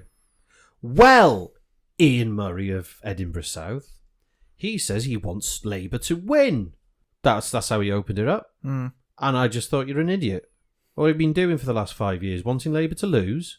Some of them did that. Some of them didn't they? Yeah, but it's just he comes out with he wants Labour to win, as though it's a revelation. It's an absolute revelation that he's just come up with this. I'll put it on at the beginning of the statement. That's something you put in a winning speech, isn't it? Not a statement of intent. Yeah, I just thought it started off so weird. He wants Labour to win, and it's that sort of are you a colossal tit that you haven't? What have you been doing for the last 10 years? Listeners, if you think my hatred of Richard Bergen is anything to go by, just compare it with Dav's unfounded hatred. No, this is not unfounded. He's written a statement. There's more. The whole statement is littered with these sort of little ditties. But I mean, I love the fact that he's speaking his mind. I don't mind. He? Well, yeah. Oh God, yeah. Well, you wait till you come down the statement. I love the fact that he's speaking his mind. I just think that his mind is full of bollocks. That's it. Okay. Because he goes on. So apart from the fact that he's now revealed, well, I don't know. I mean, he implies that he's wanted Labour to lose before now. So now he's had a revelation and he wants them to win. He then says, if you're happy with Labour's current position, don't vote for me. Why would you put a negative in your statement for a start? Mm-hmm. And then it's just an odd sort of thing where he's basically goading a large portion of the membership, and basically it's the berating thing. It's that thing we were talking about before. Ha ha ha. We were right all along. You lost. And it's all your fault. It goes back to this fundamental discussion which we're not having in the party, which is, did we win the argument? And which argument? And yes, within ourselves, no. Which argument? And also, because there was no argument ever made. It was just that's the problem. What was the argument? What argument were we? They didn't argue. Yeah, and that's what Ian. They just. What's his last name? Murphy or Murray? Murray. Ian Murphy. Where's that? That must be someone else. I think it. Anyway. Yeah. Anyway, yeah. It's no. He's just happy with. If you're happy with Labour's current position, don't vote for me. What on what? On what current position on what? Well, that sort of that's the other thing. So basically, in how I read it is the manifestos, the last 4 or 5 years of the party, the massive intake of membership, which to me just makes him sound a very bitter person. Who, okay, maybe has a right to be bitter, that all of these people walked into his meeting rooms with a membership card, and instead of them having a debate or an argument or try and go through what their opinions were, they just got outvoted on everything based on the mechanism of the party. So there was no, like you say, no debate was had because all of these groups just outvoted everyone else. They just walked in and did it. And they feel like they've had their toys taken off them. And this is what it sounds like. It sounds like a child whose best toy has been taken and snatched off him by his little brother, and his little brother's just smashed it against the wall and handed it back to him. It's that the tone of his statement it feels like that. Yeah, I think the tone. I mean, well, let's hear other things he said, but it's not looking good, is it? Well, then he comes out with he wants to go about building a broad coalition, and he was talking about how all right, the politics of Scotland's a bit different from the rest of the country, so he's talking about the different parties and the groups there and how he's managed to stay as an MP even when there's been a wave of nationalism there. And he's only been able to do that because he's able to weave himself around, and that just means you're a very politico person. Yeah, which is good. That's a good thing to an extent. To an extent, but it just means that means you completely go back on your principles and anyone else's. Well, not necessarily, but it is. I mean, this is the thing. You're either a principled person and stick by them, or do away with your principles in the spirit of trying to find the third way, that middle ground. I think the third way does have a tendency to do that, but I think treating your principles like items in a box, some of them are heavier than others, some of them it's impossible to take out of the box, but some of them you can take out of the box if you find out they're wrong. If your view changes, but we're moving away from what he actually said. We're talking about whether you can be a good politician or good politically and still have principles. But then, how would, as a deputy leader of the party, how can you trust him? Well, this was Tom Watson's problem. This was Tom Watson. Reading his statement, it just sounds like another Tom Watson, where he's just gonna, he's coming out with. I mean. Here's another one. So another quote. So you've got to stop dwelling on the past. I mean, which part of the past? I mean, surely our mistakes is what makes us better. Yeah, we better ourselves by not making the same mistakes again. So when he says we shouldn't dwell on the past, well, which past are we talking about? He's talking recent past, I assume. The general things you seem to be picking up on are tone and broad and vagueness. Yeah, but vagueness, but subtly specific at the same time. Oh, okay. It's this political speak where he's actually talking about that. So it shouldn't dwell on the past. And then, well, which past are you talking about? Judging by the rest of it, I think I know which past you're talking about. And then he puts that you must listen to voters and members, but voters first. Okay, I mean, that's a... Of course you should listen to voters, but you should educate voters. If the voters don't have a clear, distinct choice between two candidates, or three candidates, or four candidates, there is no choice. Well, this is what I've always said to members. I've said you need to acknowledge that you're part of the political class because you are members of a political party, and therefore your role is to go and knock on doors and not only ask people how they're voting and agree with them, but also sometimes to teach them why they're wrong. Yeah, to have that conversation. And we haven't been doing that enough, partly because of the way our politics is now and the media control over it and certain groups control over it. And what I mean by that are the people who own the media, such as Richard Murdoch and others. I think Do you mean Rupert Murdoch? Did I say Richard Murdoch? Yeah. Am I thinking Richard Branson as well? I hate all of them. I'm a Marxist. Damn. Rupert Murdoch, the people who own the Time, or whoever, various different people. Yeah, I mean, okay. The narrative we need to take control of. He's right that a part of that is listening to voters, but also it's telling people that what they've been hearing in the last few years has been utter shite. Yeah, no, fair enough. If we're not willing to do that, then what's our point? Yeah, But okay. So I'll move on with it because otherwise we're going to be here all night. So he then says, "Never again shall we stray from our Labour values of internationalism and solidarity. Proud to be pro-United Kingdom and EU." Now, in that, it's again, so proud Labour values of internationalism and solidarity. It's not the international, we've done that one before, but the solidarity bit. And I'm thinking, well, judging by your own statement, you haven't been very solidarity. What would be the I don't know. term? He's not been with the consensus of the membership. He's not been of the same opinion. He's had differing opinions, and he's been vocal about it. Hmm. Do you not think? I think it goes back to one of the central debates within the party at the moment, which is, and has always been, is how seriously do we take the members and their views? Are their views particular and abstract than the normal voter? And where do we strike a balance between what we are as a party and what we stand for, and what the voters want us to be? Yeah. I mean, a lot of politicians and others would argue, no, we need to be the alternative to the Tories. That's what people want out of us. They want us to be a valued and able alternative to the Tories, and whilst ignoring the fact that we're always going to be dressed as not able and not an alternative because the Tories control the media. Yeah.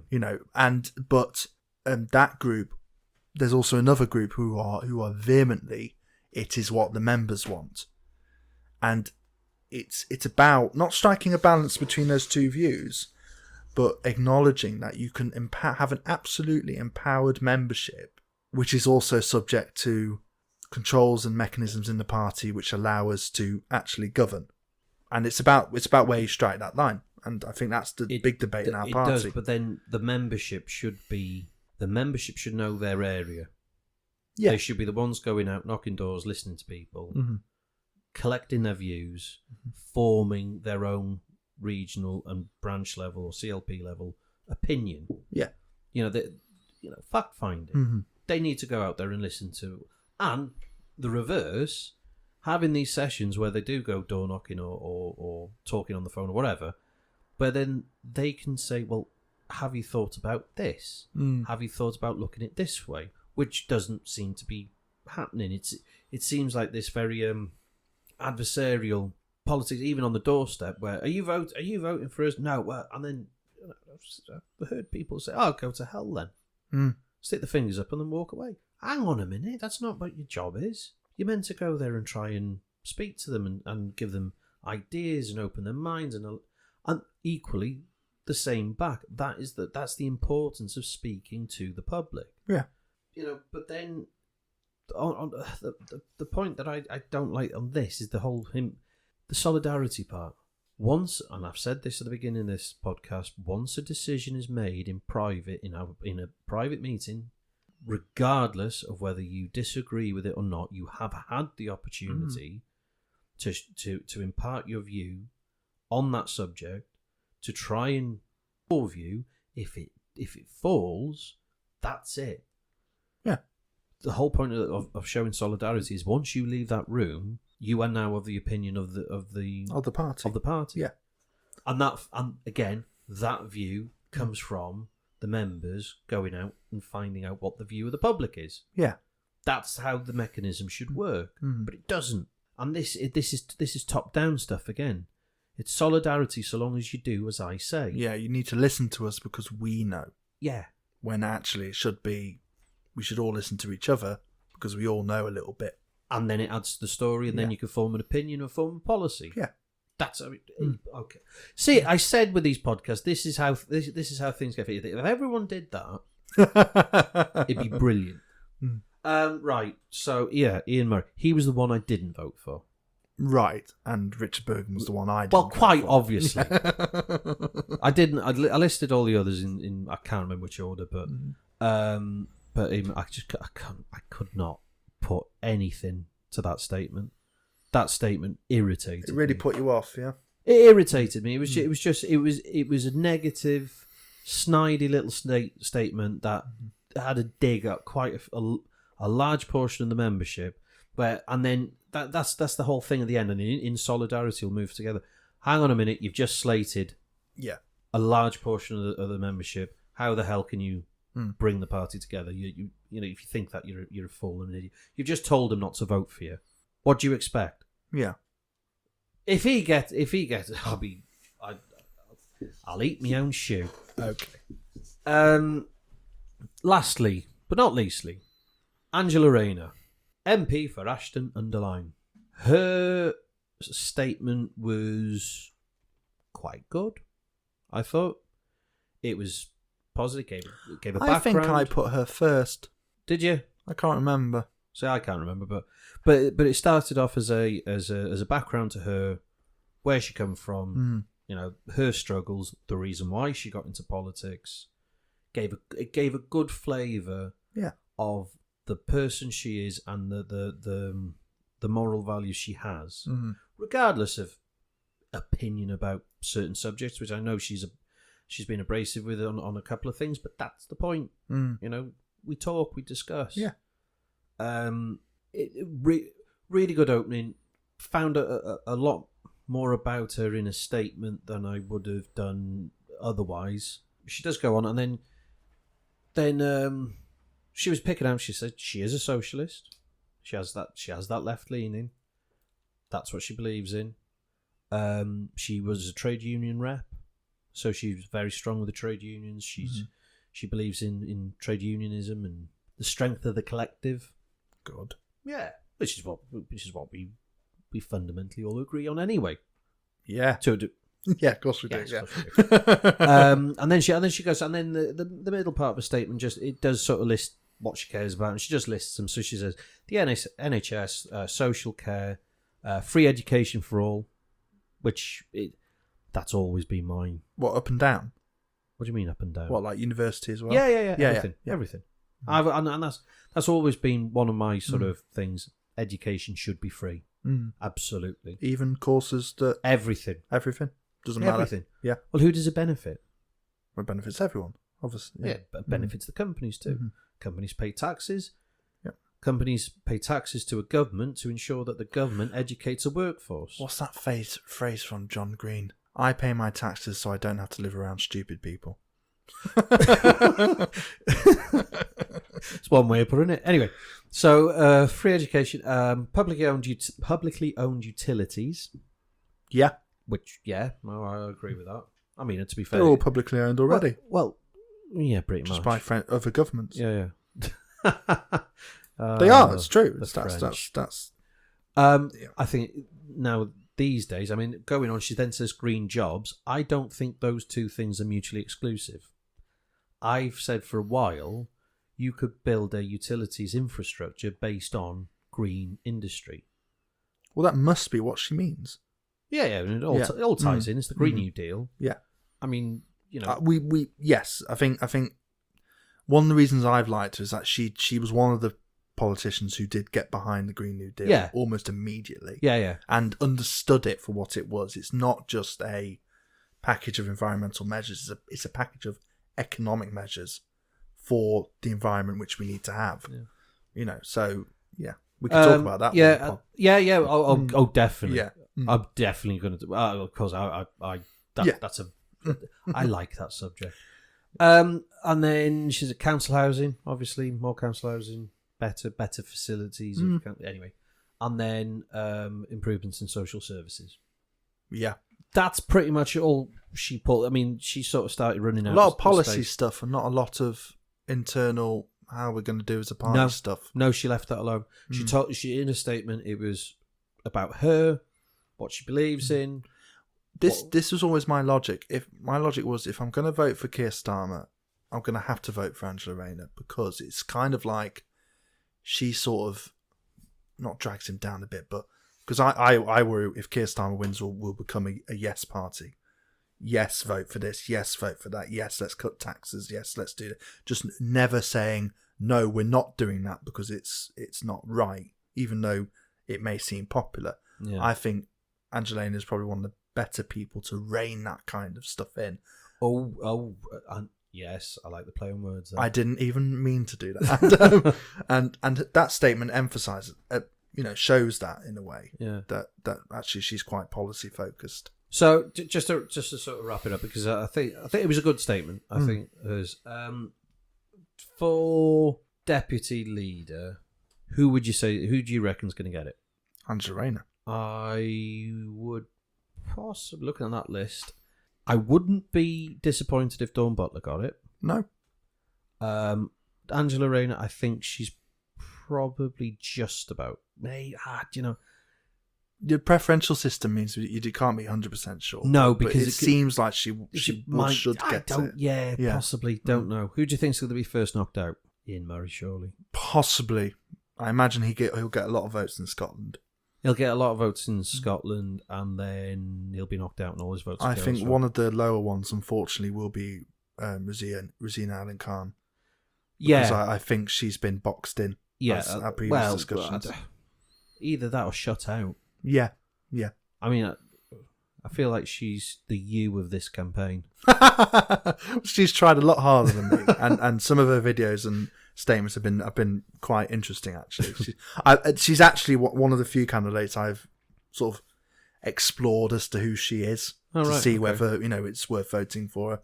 Whereas the other ones I already had a snap judgment on them, unfortunately, based on what I already knew, or it's a calculated decision. So you reckon Angela Rayner will win? Yeah, with the leader being Keir Starmer. Really? Yeah, Starmer will win. All right, okay. So you're still adamant Starmer and Rayner. That's what. Unfortunately, that's also what I hope will be the case. Right. That's two different things. There's a difference between. I do think that's what will happen, but I also think that's what I hope will happen. Okay, well, you've heard it here on podcast of the Two Left Feet. Well, they'll know if we're right. Maybe. Well, this is probably going out tomorrow. Oh, so okay. So this is, I mean, as it stands, unless the parties become much more efficient. Yeah, no. As it stands, this is getting recorded on Thursday, the 2nd of April, 2020. Yeah. So I'm hoping to get it out for tomorrow. So no, everyone. Which is the 3rd of April. Which is the 3rd of April. Yeah. I mean, so as long as I can edit this properly, by tomorrow. I mean, hang on. This is nearly 2 hours long. This is nearly 2 hours long, Jay.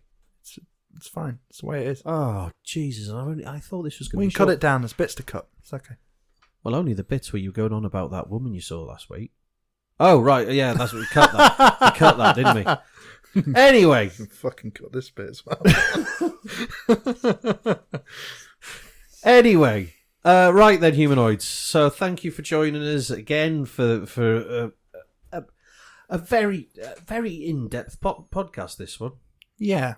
I mean, you didn't go off on a rant about how you hate certain tinned vegetables. I think with sort of finding what this is going to be, we are going to dip into things, but also we're going to know when not to go into things which perhaps we need to research a little bit as well. Research a bit or no, that's just a whole episode on itself. Yeah. I mean, we've done...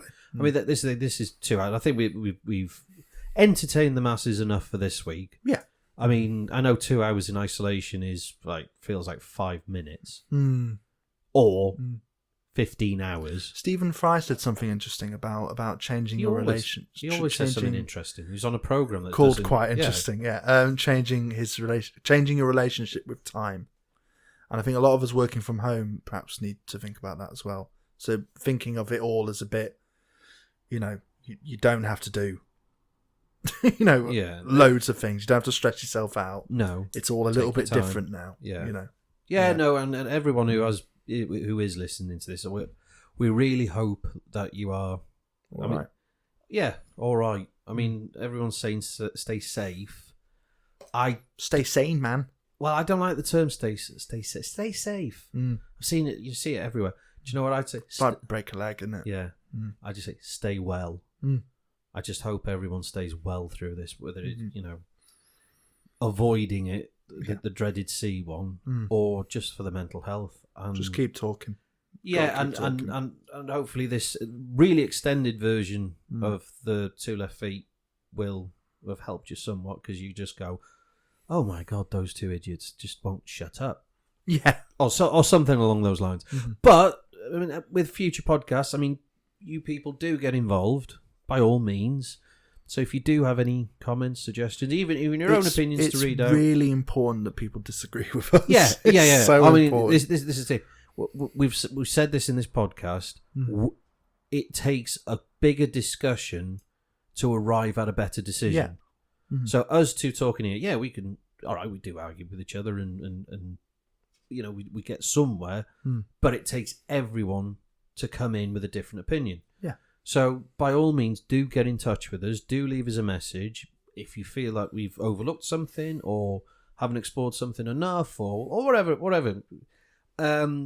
Email to contact us on is labourpod@gmail.com or on Twitter or Facebook with the tag of @labourpod, or go on to our podcast host at Podbean and search for 2 Left Feet.